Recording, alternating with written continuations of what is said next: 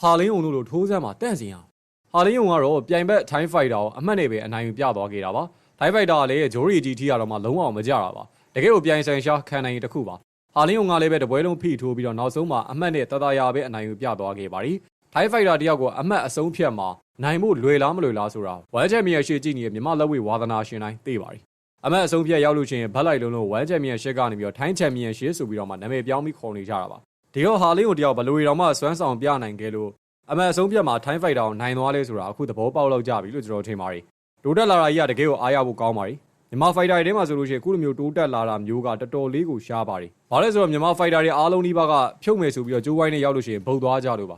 အဲ့တော့ဒီပွဲစဉ်မှာဆိုလို့ရှိရင်တန့်စင်ကြောင့်စိတ်ညစ်ရပါမယ်လေဟာလင်းုံကြောင့်တော့ဂျိုးရီပျော်ခဲ့ရတာဖြစ်ပါတယ်ဟာလင်းကိုထိုးသွားတဲ့ပုံစံကတကယ်ကိုလည်းအားရဖို့ကောင်းတယ်ဆိုတာပွဲကြည့်တဲ့သူတိုင်းသိပါတယ်အဲ့တော့တန့်စင်နေတဲ့ဒါမျိုးတွေကိုအတုမယူရင်အတုယူစရာလည်းမရှိတော့ပါဘူးအရာအလုံးအကြောင်းရှိလို့အကျိုးဖြစ်လာတာပါတန့်စင်ကရွေးချယ်မှုတွေမှားခဲ့တဲ့ပုံမှာအခုလိုဖြစ်သွားရတယ်ရွေးချယ်မှုတွေသာမှန်ကန်ခဲ့မယ်ဆိုလို့ရှိရင်တော့တန့်စင်အနေနဲ့ဒီထက်ပိုပြီးတော့အများကြီးတိုးတက်နေဦးမှာအသေးကြပါပဲအခုတော့တိုးတက်လာဖို့မပြောနဲ့တနေ့ဒီပါလေးချင်တာတော့မှဒုံရင်းကဒုံရင်းပါပဲဘာမှဖြစ်မလာဘူးတကယ်ကိုဘာလို့ဘာမှဖြစ်မလာပါ